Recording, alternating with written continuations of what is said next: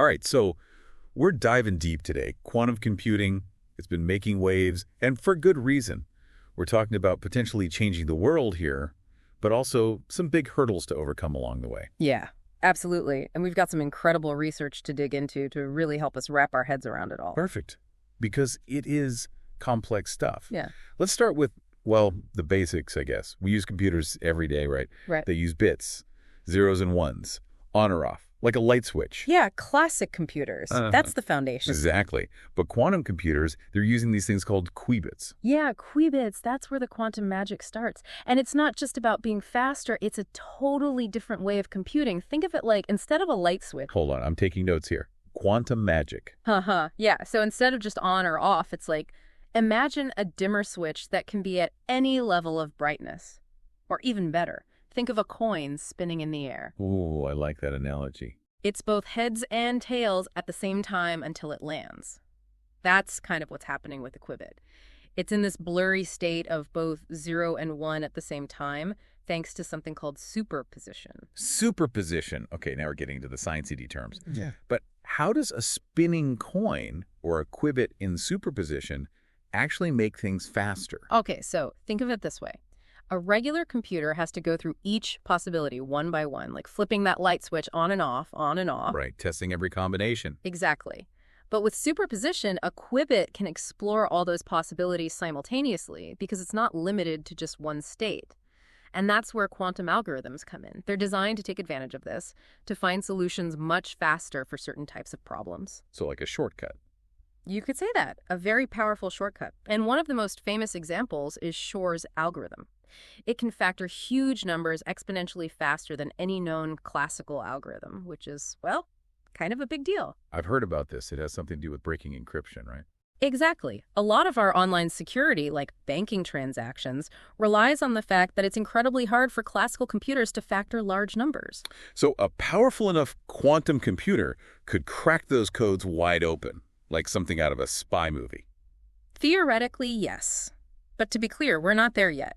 Those large-scale, fault-tolerant quantum computers are still a ways off. Okay, good to know my bank account is safe for now. But are we overhyping the threat? I mean, how far away are we really from this quantum computing takeover? It's not a question of if, but when. The progress in this field is moving incredibly fast. And that's why it's crucial to start thinking about the implications now, both good and bad. So we've got these powerful qubits, we've got these amazing algorithms, but it can't be all smooth sailing, right? There's got to be some challenges. I keep hearing this word, decoherence. Ah, yes. Decoherence. The quantum buzzkill. Explain it like I'm 5. Imagine you're trying to build a house of cards, but there's a fan blowing constantly, messing everything up. Decoherence is the fan. Yeah, essentially. It's when the qubit's fragile quantum state, that spinning coin, gets disrupted by its surroundings. Any tiny interaction, heat, vibration, electromagnetic fields, anything like that can cause it to collapse and lose its quantumness. And that introduces errors into the calculations. Sounds like a real pain to deal with. Yeah. So how are scientists trying to overcome this quantum house of cards problem?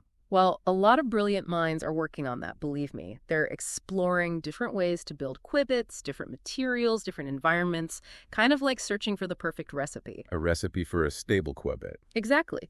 One approach is using superconductors. These materials conduct electricity with zero resistance at extremely low temperatures. They create these, well, it's a bit technical, but basically they create an environment where qubits can stay in superposition longer, but it requires these massive cooling systems. It's not exactly practical for your average desktop computer. Okay, so superconductors, check. Yeah. Any other promising contenders in the quantum recipe book? Another one is trapped ion qubits. Here, they use electromagnetic fields to literally suspend individual atoms, like tiny little magnets floating in space.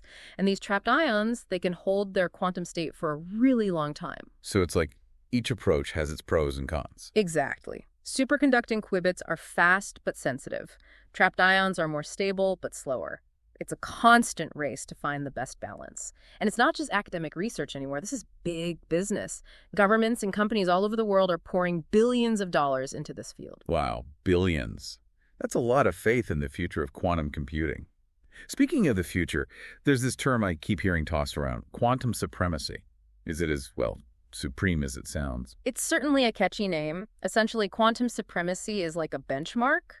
It's the point where a quantum computer can solve a problem that would take a classical computer, even the most powerful one we have, an impractical amount of time. Like years, decades. Potentially, yeah. It's a milestone that would show, definitively, that quantum computers can do things classical computers simply can't.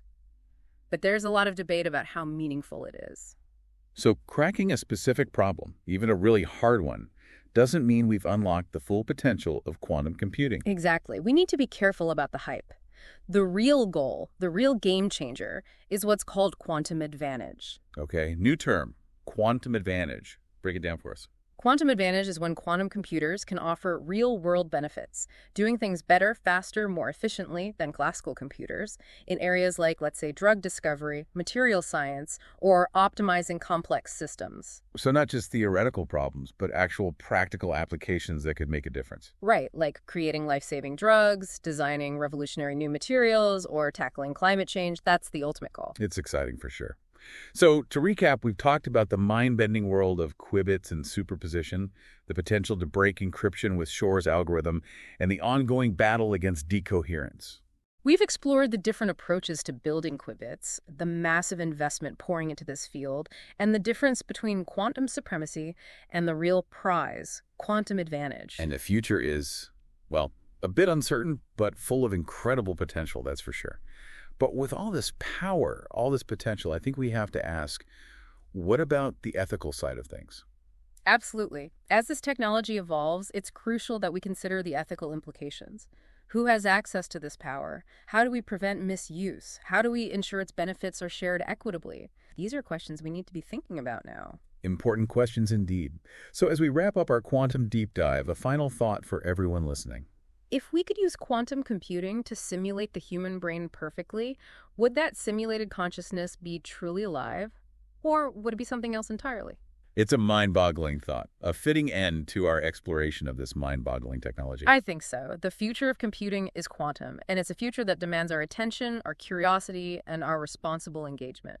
Thanks for diving in with us. Until next time.